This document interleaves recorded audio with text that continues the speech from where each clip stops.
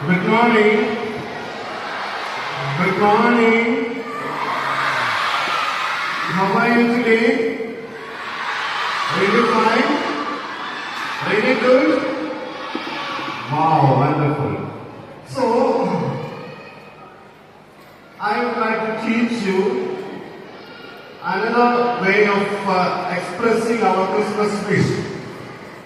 Usually, when we wish our friends Happy Christmas, it is the commonly known phrase Happy Christmas or Merry Christmas. But today I would like to teach you a wishing in Italian language. Is that okay? Italian language? Yeah, it is so familiar wishing. In Trichy, they have one Christmas celebration and Christmas parade they conduct, and they call the same name in Italian, Buon Natale. What is that? What is that? Buon Natale. What does it mean? Buon Natale means Merry Christmas or Happy Christmas. നമുക്ക് ഒരുമിച്ചൊന്ന് പറഞ്ഞാലോ? Buon Natale. Buon Natale a voi. Buon Natale a voi means Happy Christmas to you all. Buon Natale a tutti. So we are wishing each other Buon Natale. Ready? 1, 2, 3. Buon Natale. Buon Natale. So let us raise our hands and just wiggle the hands and we can say Buon Natale. Buon Natale. Okay. Today or tomorrow in these days when you wish your friends or your dearest ones, you just tell them, yeah, Buon Natale. They will be shocked to hear something strange. Then you should say, in our school we are learning Italian, and in Italian we are wishing our Christmas, and it is Buon Natale. Is that fine? Wow, very good. Okay. അല്പസമയമൊന്ന് അച്ഛനെ ഒന്ന് കേൾക്കാൻ മനസ്സ് കാണിക്കുകയാണെങ്കിൽ അച്ഛൻ നല്ലൊരു കഥ പറയാം. അറിയില്ലേ? Okay. കഥ പറയുന്നതിന് മുമ്പ് അച്ഛൻ അല്പം കാര്യം പറയാം. കാര്യം പറഞ്ഞിട്ട് കഥയിലേക്ക് വന്നാൽ പോലെ. Very good. ഒരു ജാതി, ഒരു മതം, ഒരു ദൈവം, മനുഷ്യന്. ഇത് പഠിപ്പിച്ചതാണ്. ആരാണ്? ശ്രീനാരായണ ഗുരുവിന്റെ ദർശനം.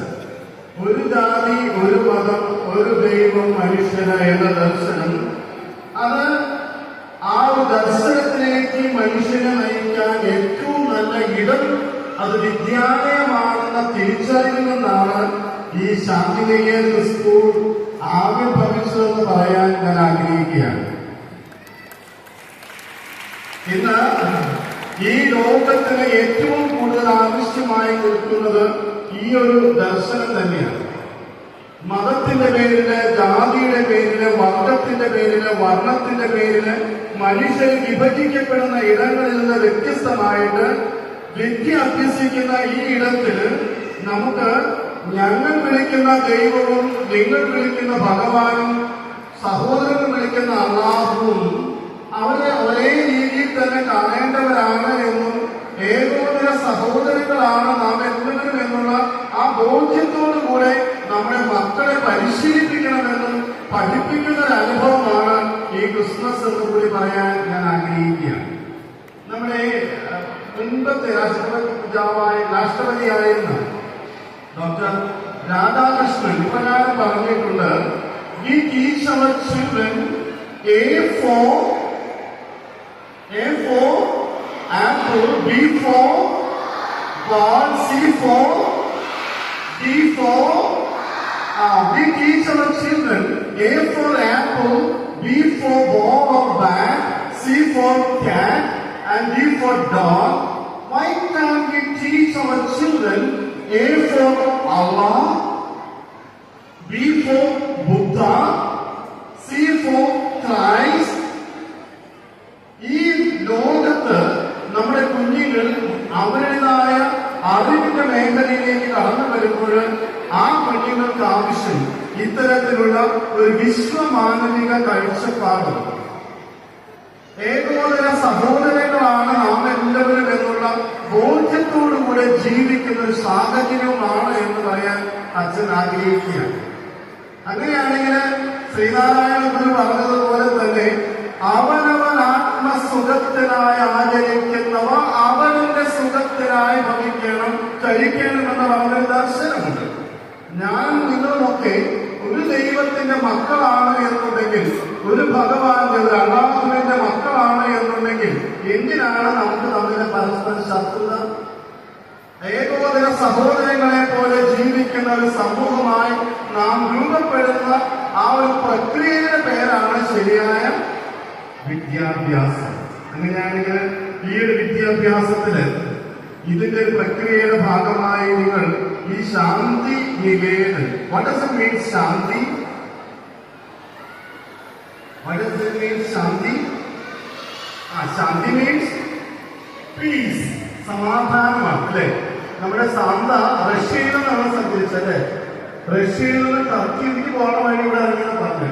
എന്റെ ദൈവം ആ മാപ്പ്, റൂട്ട് മാപ്പ് വളരെ ഗംഭീരമായിരിക്കുന്നു. അതായത് റഷ്യയിൽ നിന്ന് ടർക്കിയിൽ എത്താനായിട്ട് ഈ ഇന്ത്യൻ ഓഷ്യനൊക്കെ കവർ ചെയ്ത് ഇതിലൂടെ വന്നപ്പോൾ ഓട്ടോറിക്ഷ എന്തായാലും നന്നായി. കാരണം നമ്മുടെ വഴികൾക്ക് വലിയ ബുദ്ധിമുട്ടാണ്. അപ്പൊ അതുകൊണ്ട് ഓട്ടോറിക്ഷ തന്നെയാണ് ഏറ്റവും നല്ല ഒരു ട്രാവൽ ചെയ്യാനായിട്ട് പറ്റിയ സംഭവം എന്നുള്ളത് യാതൊരു സംശയമില്ല. സാന്താക്ക് നല്ലൊരു കൈയ്യടി കൊടുക്കാല്ലേ? ക്രിയേറ്റീവ് സാന്ത വളരെ ക്രിയേറ്റീവ് ആയിട്ട് ആ ഒരു മെസ്സേജ് നമുക്ക് നൽകുകയും ചെയ്തു. അതായത് എന്തൊക്കെ ഇന്ന് ലോകത്ത് ഈ ശാന്തി ഇല്ലാതായിരിക്കുകയാണ്. റഷ്യയും ഉക്രൈനും തമ്മിലുള്ള യുദ്ധം തുടങ്ങിയിട്ട് ഏതാണ്ട് 3 വർഷത്തോളമായി അല്ലേ? വളരെ ഭയങ്കര പ്രശ്നമാണ് അല്ലേ? റഷ്യയിലെ ഭയങ്കര പ്രശ്നമല്ലേ? ഭയങ്കര പ്രശ്നമാണ്. റഷ്യയിലും ഉക്രൈനിലുമുള്ള ആ ഒരു യുദ്ധത്തിന്റെ ഭീഷണി നമുക്കറിയാം. ഇസ്രായേൽ പാലസ്തീൻ വിഷയങ്ങൾ നമുക്കറിയാം. നമ്മുടെ തൊട്ടടുത്തുള്ള രാജ്യങ്ങളുമായിട്ടുള്ള നമ്മുടെ പ്രതിസന്ധികൾ നമുക്കൊക്കെ അറിയാം. ഇങ്ങനെയുള്ള ഒരു സ്ഥലത്ത്, ഇങ്ങനെയുള്ള ഒരു ലോകത്ത് ശാന്തി ഒരു മരീചികയായി മാറുമ്പോൾ ശാന്തി നികേതനിൽ വരുന്ന നിങ്ങൾക്കും ഈ സംവിധാനത്തിലൂടെ കടന്നു പോകുന്ന ഏവർക്കും ശരിയായ സമാധാനത്തിലേക്ക് നയിക്കുന്ന ഒരു അനുഭവം ഉണ്ടാകട്ടെ എന്നാണ് എനിക്ക് പ്രത്യേകമായിട്ട് പ്രാർത്ഥിക്കാനും ആശംസിക്കാനുമുള്ളത്. ജാതിഭേദം മതദ്വേഷം ഏതില്ലാതെ സർവരും സോദരത്തേറെ വാഴുന്ന ലോകത്തെ സ്വപ്നം കണ്ട ഒരു ഗുരുവിനെ നമ്മൾ പ്രത്യേകമായിട്ട് ഇവിടെ അനുസ്മരിക്കുന്നുണ്ടെങ്കിൽ ആ ഗുരുവിന്റെ ദർശനങ്ങൾ ഉൾക്കൊള്ളാൻ ഇവിടെ നിന്ന് പഠിച്ചിറങ്ങുന്ന കുഞ്ഞുങ്ങൾക്ക് കഴിയട്ടെ എന്ന് പ്രത്യേകമായിട്ട് ആശംസിക്കുന്നു. ഇനി ക്രിസ്മസ് സന്ദേശത്തിലേക്ക് വരാം. ക്രിസ്മസ് സന്ദേശത്തിലേക്ക് വരാം. അച്ഛൻ ഈ വേഷം കാണുമ്പോൾ അറിയാം, ഇത് ഞങ്ങളുടെ എന്നുള്ള സാന്തായുടെ വേഷമാണ്. ഞങ്ങൾ വെള്ള വസ്ത്രത്തിലാണ് സാധാരണ ഞങ്ങളൊക്കെ സഞ്ചരിക്കുന്നത്. ഈ വസ്ത്രം കാണുമ്പോൾ എല്ലാവർക്കും അറിയാം എന്താണ് ഇതൊരു കത്തോലിക്ക അച്ഛനാണ്. ചെറിയ അച്ഛന്മാരെ കളിയാക്കുന്നത് കണ്ടിട്ടുണ്ടാകും. പക്ഷേ ഞങ്ങൾക്ക് ഈ ലോകത്തോട് വിളിച്ചു പറയാൻ വലിയ സന്ദേശമുണ്ട്. ശ്രീനാരായണ ഗുരു ഈ സമൂഹത്തിൽ പങ്കുവെച്ച ഒരു ദർശനം പോലെ തന്നെ 2000 വർഷം മുൻപ് ക്രിസ്തു ഭഗവാൻ പങ്കുവെച്ചൊരു വലിയ ദർശനമുണ്ട്. ആ ദർശനം ക്രിസ്തുവിന്റെ ജീവിതങ്ങൾ പങ്കുവെച്ചിട്ടുള്ള സുവിശേഷങ്ങളിലൂടെ പറയുമ്പോൾ ലൂക്കായുടെ സുവിശേഷത്തിന്റെ 2-ാം അധ്യായത്തിന്റെ 10-ാമത്തെ വചനത്തിൽ പറയും, സകല ജനത്തിനും വേണ്ടിയുള്ള സന്തോഷത്തിന്റെ സദ്വാർത്തയാണ് ക്രിസ്മസ്. സകല ജനത്തിനും വേണ്ടിയുള്ള സന്തോഷത്തിന്റെ സദ്വാർത്തയായിട്ടാണ് ഓരോ ക്രിസ്മസും നമുക്ക് കടന്നു വരുന്നത്. എന്ന് പറഞ്ഞു, God is with us in Emmanuel. ദൈവം നമ്മോട് കൂടെ ആകുന്ന ഒരു എക്സ്പീരിയൻസ് ആണ് നമുക്ക് Christmas സമ്മാനിക്കേണ്ടത്. God is with us. ദൈവം നമ്മോട് കൂടെ. അങ്ങനെയാണെങ്കിൽ ഒരു ചോദ്യം വളരെ പ്രസക്തമാണ്. എവിടെയാ ദൈവം? ആർക്കെങ്കിലും ഉത്തരം പറയാൻ പറ്റുമോ? എവിടെയാ ദൈവം? എവിടെ? മോളിലോ? ആകാശത്തിലോ?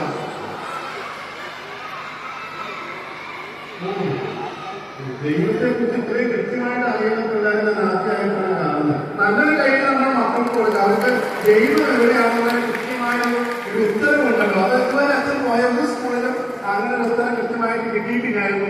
ഐ എം സോ ഹാപ്പി, നിങ്ങൾക്ക് നല്ലൊരു ഉത്തരവുണ്ടല്ലോ എന്നത്. എന്നാൽ അച്ഛനും ചെറിയ ഒരു സംഭവം പറയാം, ചെറിയൊരു സംഭവം. APJ അബ്ദുൽ കലാം, അദ്ദേഹം നമ്മുടെ മുൻ രാഷ്ട്രപതി ആയിരുന്നു എന്ന് നമുക്കൊക്കെ അറിയാം. ഹി വാസ് എ സയന്റിസ്റ്റ് എന്ന് നമുക്കൊക്കെ അറിയാം. ഒരു മിസൈൽ മാൻ എന്ന് അദ്ദേഹം അറിയപ്പെട്ടതെന്നൊക്കെ അറിയാം. APJ അബ്ദുൽ കലാം പങ്കുവയ്ക്കുന്ന അദ്ദേഹത്തിന്റെ അടുത്ത് വന്ന ഡോക്ടറെ കുറിച്ചുള്ള ഒരു ചെറിയ ചിന്ത പങ്കുവയ്ക്കാൻ ആഗ്രഹിക്കുകയാണ്. ഇത് കഥയല്ല, ഇതൊരു സംഭവമാണ്. ഡോക്ടർ APJ അബ്ദുൽ കലാം ഹൈദരാബാദിൽ ഒരു ഫംഗ്ഷന് വന്നപ്പോൾ അവിടെ അദ്ദേഹത്തെ കാണാൻ ഹോട്ടലില് അറിയപ്പെടുന്ന ഒരു കാർഡിയോളജിസ്റ്റ്, സൗത്ത് ഇന്ത്യയിലെ ഏറ്റവും ബെസ്റ്റ് ആയിരുന്ന കാർഡിയോളജിസ്റ്റ് ഒരു ശൈലേഷ് മൂർത്തി അദ്ദേഹത്തെ കാണണമെന്ന് ആഗ്രഹിച്ച് ഹോട്ടലിലേക്ക് വന്നു. അപ്പോയിന്റ്മെന്റ് ഒന്നും ഉണ്ടായില്ല, എങ്കിലും പരിചയത്തിന്റെ പേരിൽ നിർബന്ധിച്ച് APJ അബ്ദുൽ കലാമിന്റെ അടുത്ത് അദ്ദേഹം അപ്പോയിന്റ്മെന്റ് വാങ്ങി. എന്താണ് ഇത്ര ഇമ്പോർട്ടന്റ് ആയിട്ടുള്ള കാര്യം?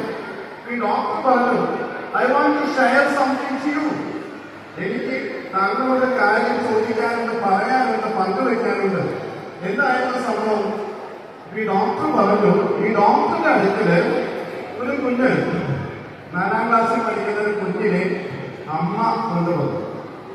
ഈ കുഞ്ഞിന് ഹാർട്ടിന്റെ പ്രശ്നമായി, കാർഡിയാക് ഇഷ്യൂസ് ആയി. പരിശോധിച്ച ഡോക്ടേഴ്സ് ഒക്കെ പറഞ്ഞു, ഈ കുഞ്ഞ് മാക്സിമം 6 മാസം കൂടി ഇനി ജീവിക്കുന്നു. മാക്സിമം 6 മാസം കൂടി ഉള്ളൂ. അത്രയും ഈ സിസ്റ്റം പ്രശ്നമാണ്, ഹാർട്ട് ഇഷ്യൂസ് ആണ്. അതുകൊണ്ട് ഈ കുഞ്ഞ് ജീവിക്കില്ല. പക്ഷെ ഈ അമ്മയ്ക്കൊരു നിർബന്ധം, ഈ കുഞ്ഞിനെ അറിയപ്പെടുന്ന കാർഡിയോളജിസ്റ്റ് ആയിട്ടുള്ള ഈ ശൈലേഷ് മൂർത്തിയെ ഒന്ന് കാണിക്കണം. ആശുപത്രിയിൽ വന്നു. അദ്ദേഹത്തിന്റെ ജൂനിയർ ഡോക്ടേഴ്സ് ഈ കുഞ്ഞിനെ പരിശോധിച്ചപ്പോൾ അവർ പറഞ്ഞു, ഇനി സീനിയർ ഡോക്ടറെ കാണേണ്ട ആവശ്യമില്ല. കാരണം ഈ കുഞ്ഞ് മാക്സിമം ഇനി 6 മാസം ജീവിക്കുള്ളൂ. അതിന്റെ പമ്പിംഗ് സിസ്റ്റം പ്രശ്നമാണ്, ബ്ലഡ് ഫ്ലോ ഇല്ല. അതുകൊണ്ട് ഇനി വേറെ ഒന്നും ഈ കുഞ്ഞിന് വേണ്ടി ചെയ്യാൻ പറ്റില്ല. പക്ഷെ അമ്മ വാശി പിടിച്ച് നിർബന്ധിച്ച് ഈ ഡോക്ടറെ കാണാനായിട്ട് ആവശ്യപ്പെട്ടപ്പോ അവര് ഡോക്ടറെ കാണാൻ അനുവദിച്ചു. ഡോക്ടറും ഈ കുഞ്ഞിനെ പരിശോധിച്ചപ്പോൾ ഡോക്ടർക്ക് മനസ്സിലായി, ഈ കുഞ്ഞ് ജീവിക്കാനുള്ള സാധ്യത ഒട്ടും തന്നെയില്ല. ഡോക്ടർ പറഞ്ഞു, ഈ കുഞ്ഞ് ജീവിക്കുന്നിടത്തോളം കാലം സന്തോഷമായിട്ട് ജീവിക്കട്ടെ, അവളുടെ ഹാർട്ട് ഓപ്പൺ ചെയ്ത് ബുദ്ധിമുട്ടുണ്ടാക്കണ്ട, അവൾക്ക് പീസ്ഫുൾ ആയിട്ടുള്ള ഹാപ്പി ആയിട്ടുള്ള ലൈഫ് സ്പാൻ കൊടുക്കൂ, അവൾ സന്തോഷമായിട്ട് ജീവിച്ച് മരിക്കട്ടെ എന്ന് പറഞ്ഞു. അമ്മ പറഞ്ഞു, ഡോക്ടർ, ഒരു ചെറിയ ശതമാനമെങ്കിലും സാധ്യത ഈ കുഞ്ഞിന്റെ ജീവൻ രക്ഷിക്കാനുണ്ടെങ്കിൽ ഡോക്ടർ ചെയ്യണമെന്ന് ആവശ്യം. 10% മാത്രം സാധ്യത കണ്ട ഡോക്ടർ അമ്മയുടെ നിർബന്ധത്തിന് വഴങ്ങി ഈ കുഞ്ഞിനെ ഓപ്പറേറ്റ് ചെയ്യാനായിട്ട് തീരുമാനിച്ചു. ഓപ്പറേഷൻ ടെസ്റ്റിൽ അതിന്റെ ഫോർമാലിറ്റീസ് ഒക്കെ കഴിഞ്ഞ് കുഞ്ഞ് കിടക്കുമ്പോൾ കുഞ്ഞുമായിട്ട് ഡോക്ടർ നല്ലൊരു സൗഹൃദം ഉണ്ടായി. വളരെ ആക്റ്റീവ് ആയിരുന്നു, നിങ്ങളെ പോലെ നല്ല സ്മാർട്ടായിട്ട് കുഞ്ഞായിരുന്നു. അപ്പൊ അവള് ഡോക്ടറോട് ചോദിച്ചു, ഡോക്ടറെങ്കില് എന്റെ ഹൃദയം തുറന്ന് നോക്കൂ. എന്താ ചോദിച്ചേ? എന്റെ ഹൃദയം തുറന്ന് നോക്കൂ. അപ്പൊ ഡോക്ടറിനോട് പറഞ്ഞു, മോള് പേടിച്ചില്ല, മോൾ ഒന്നും അറിയില്ല. ഡോക്ടറിന് മോളെ ശാന്തമായിട്ട് ഉറക്കും.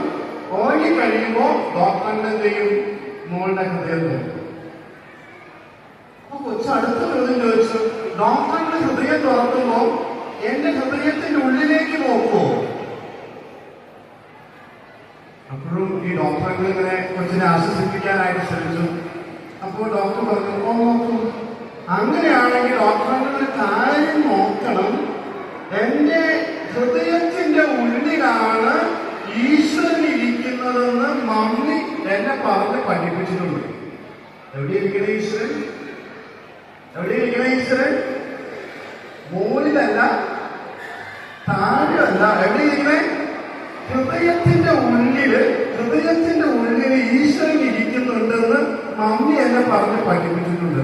അതുകൊണ്ട് ഈശ്വരൻ അവിടെ ഇരിക്കുന്നുണ്ടോ എന്ന് ഒന്ന് നോക്കണം. എന്നിട്ട് ഈ കൊച്ചു പറഞ്ഞു, ഒരു കാര്യം കൂടി ഡോക്ടറെ, ഈശ്വരൻ എങ്ങനെയാണ് അവിടെ ഇങ്ങനെ ചെറുതായിട്ട് ഇരിക്കണേ എന്നുള്ളത് എന്നോടൊന്ന് പറഞ്ഞു തരണം. ഈ രണ്ട് ചോദ്യമാണ് ഈ കൊച്ച് ഡോക്ടറിനോട് ചോദിച്ചത്. ഹൃദയം തുറക്കുമ്പോ അവിടെ ഈശ്വരൻ ഉണ്ടോ എന്ന് നോക്കണം, ആ ഈശ്വരൻ എങ്ങനെയാണ് അവിടെ ഇരിക്കുന്നത് എന്നും നോക്കണം.